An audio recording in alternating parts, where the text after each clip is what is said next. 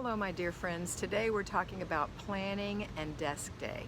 It's always a good thing to revisit that. So I talk about things over and over again because you need to do them over and over again, and maybe you haven't heard it ever, or maybe you haven't heard it in a while. So let's rediscuss planning and desk day. Planning and desk day it's got 4 parts. The first part is food. The second part is finances. The third part is inbox, and the fourth part is your planner. So let's talk about it. First thing is 1, the food. So the first thing you're going to do is check your refrigerator. Look in your refrigerator, see if you have to wipe down the shelves, maybe put things back where the kids have moved them around, or your husband has put something in the wrong place, organizing like things together. Then you're going to take a cloth and just wipe down anything that needs to be wiped down. This is going to keep you from having to deep clean this refrigerator over and over again throughout the year. You won't have to deep clean it very often. Okay, the next thing we're going to do is you're going to check to make sure that you've gotten rid of anything that is wilted or old. You've just had it in there too long. So open the drawers, dig around, see what's in there. Oh, you still have some asparagus and it's still good. Then you're going to need to serve asparagus this week pretty soon. Oh, you've got leftover macaroni and cheese. Let's warm that up and serve that pretty soon. So you get some ideas of what's going on. You're also going to be making your regular inventory, like, oh, I'm about out of eggs. Let me write eggs on the list. This yogurt is done. We're out of yogurt, or I need some more yogurt, or grilled or cheese slices, or whatever it is that you normally keep in your refrigerator. So those things don't have to go on your plan when you're making your grocery plan. You're already putting those things down.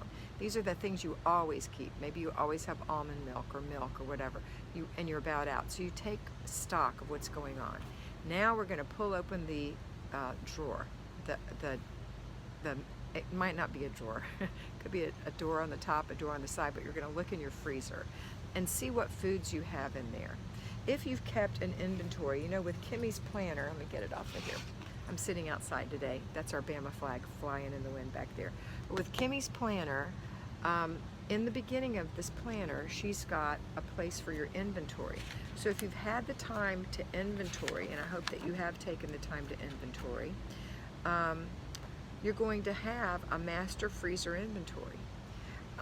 You're going to have, and I would say that's your deep freeze.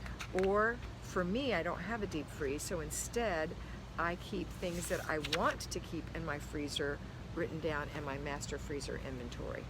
And then I have an individual inventory for the month. And that inventory, find it, is right here where it says shop your shelves. So in here we've got 4 places. You've got your freezer inventory, your refrigerator inventory, your pantry inventory, and maybe you've got some freezer meals. It doesn't necessarily not have to be your big freezer outdoors if you have one in the garage or whatever. I just have one freezer. I live in an RV. So I just have my fridge freezer.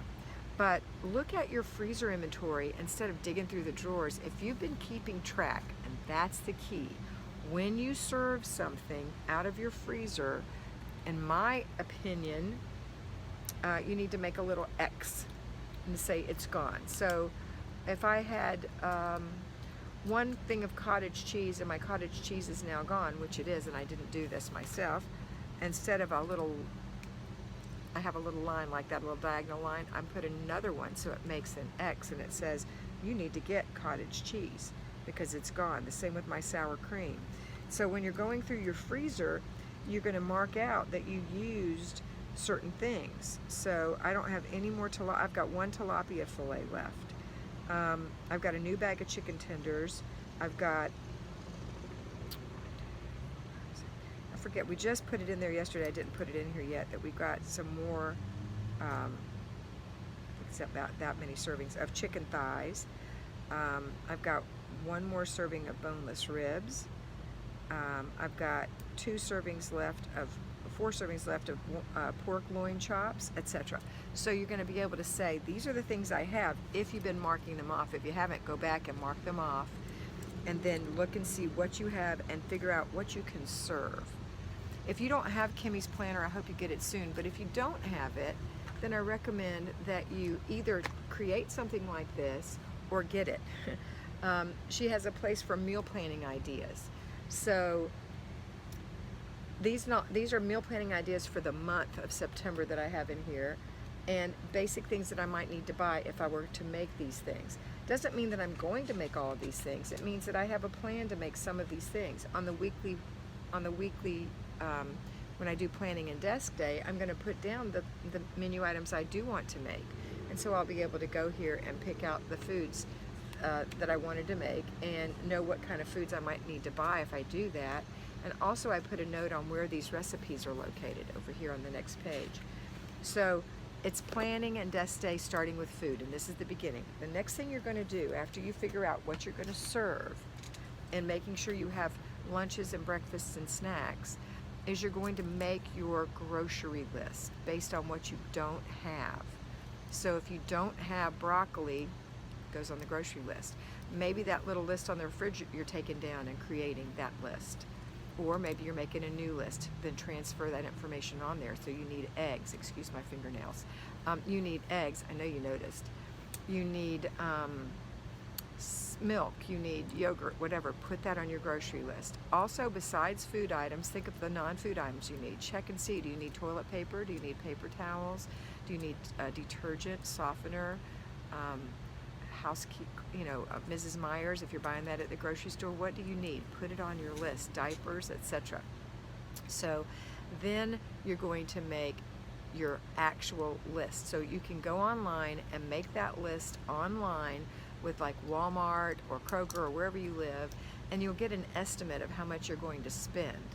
Even if you're not going to use them, you could at least use their system to figure out how much it's going to cost. Or, my opinion is that you can go ahead and say, okay, I want to buy these groceries, and I'm going to pick them up on Thursday. And so you go ahead and plan your day out there. So for next Thursday is when you're going to pick up your groceries. If you've been doing that every Thursday, then you know you're okay. If you're planning your groceries from scratch, then you might have to pick it up at a little earlier, like tomorrow, if you need things. But in general, if you're doing this every Thursday, if you're an at-home homemaker and you're doing it every Thursday or Wednesday, you're planning every Wednesday and you're picking groceries up every Thursday. So you're picking up tomorrow.